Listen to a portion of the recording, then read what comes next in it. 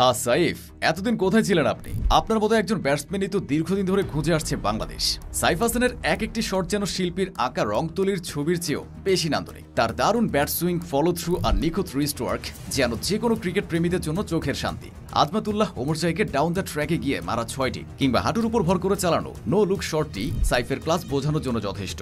আর এই সাইফ হাসানের ঝড়েই তৃতীয় টি-20তে আফগানদের উড়িয়ে দিয়ে হোয়াইট ওয়াশ করল বাংলাদেশ। 7-6 আর 2-4-এ 38 বলে 64 রানের এক দুর্দান্ত ইনিংস খেলে অপরাজিত থাকেন সাইফ হাসান। এই ম্যাচ জিতে প্রথমবারের মতো টি-20তে আফগানদের হোয়াইট ওয়াশের লজ্জস্ব ফেলল টাইগাররা। 2018 সালে এই দলটির কাছে 3-0 ব্যবধানে সিরিজ হেরেছিলাম আমরা। এবার যেন 7 বছর আগের সেই প্রতিশোধটাই সুদে আসলে তুলে নিল জাকের আলীর দল। শারজাহ ক্রিকেট স্টেডিয়ামে জয়ের জন্য 144 রানের লক্ষ্য তারায় মুজিবুর রহমানকে মেড ইন ওভার দিয়ে ম্যাচ শুরু করে বাংলাদেশ। ডানহাতি স্পিনারের প্রথম ওভারে কোনো রানই করতে পারেনি পারভেজ হোসেন ইমন। পরের ওভারগুলোতেও দেখে শুনে ব্যাটিং করতে থাকেন বাংলাদেশের দুই ওপেনার। তবে ইনিংসের পঞ্চম ওভারেই তাদের জুটি ভাঙেন আজমতুল্লাহ ওমরজাই। ডানহাতি এ পেসারের অফ কাটারে মিড অফে রশিদের হাতে ক্যাচ দিয়ে ফেরেন ইমন। বাহাতি এই ওপেনার আউট হন 14 রানে। 3-এ নেমে ওমরজাইকে ছক্কা ও 4 মেরে দারুণ শুরুর আভাস দেন সাইফ। পরবর্তীতে তানজিদ হাসান ও সাইফ মিলে পাওয়ার প্লের বাকিটা সময় পার করেন। একটি উইকেট হারালেও পাওয়ার প্লেতে 47 রান তোলে বাংলাদেশ। পাওয়ার প্লে শেষেও দ্রুত রান তুলতে থাকেন সাইফ ও তানজিদ। আফগান বোলারদের বিপক্ষে দুজনে ছিলেন আক্রমণাত্মক। প্রায় প্রতি ওভারেই বল সীমানা ছাড়া করার চেষ্টায় ছিলেন তারা।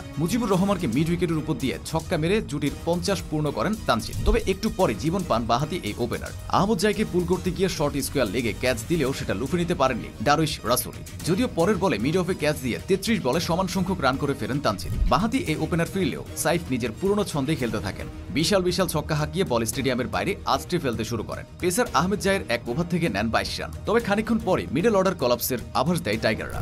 মুজিবের এক ওভারে হারিয়ে ফেলে 2 উইকেট। ডানহাতি এই মিস্ট্রি স্পিনারের বলে সুইপ করতে গিয়ে লেগ বিফোরে উইকেটের ফাঁদে পড়েন ক্যাপ্টেন জাকের।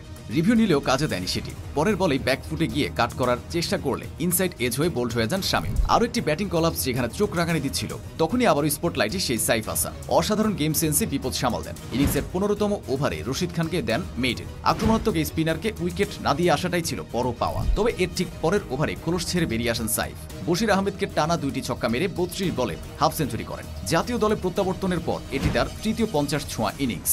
7 ছক্কায় 38 বলে 64 রানের ইনিংস খেলে অপরাজিত ছিলেন সাইফ। তাকে সঙ্গ দেয়া নুরুল হাসান সোহান 9 বলে 10 রান করেন। 12 বল আর 6 উইকেট হাতে রেখে জয়ের বন্দরে পৌঁছে যায় টিম টাইগার্স।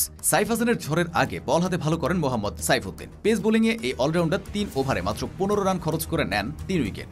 এছাড়া নাসুম আহমেদ ও তানজিম হাসান সাকিবও দুর্দান্ত বোলিংয়ে নেন 2টি করে উইকেট। আর তাতে আফগানদের মাত্র 143 রানের মধ্যে বেঁধে ফেলতে সক্ষম হয় বাংলাদেশ। তবে সবকিছু ছাপিয়ে সাইফ হাসানের আজকের ইনিংস ভক্তদের হৃদয়ে গেঁথে থাকবে। সাইফ হাসানের এই ফর্ম হয়তো সবসময় থাকবে না, তারও খারাপ সময় আসবে। অ্যানালিস্টদের গুড বুকে তাকেও যেতে হবে, তিনি এক্সপোজও হবেন। তবে সকল ভক্তদের চাওয়া থাকবে দুঃসময় কাটিয়ে সাইফ যেন খুব সহজেই আপন ছন্দে ফিরতে পারেন। বাংলাদেশ ক্রিকেটের আর 10টা সম্ভাবনাময় ক্রিকেটারদের মতো তিনিও যেন হারিয়ে না যান।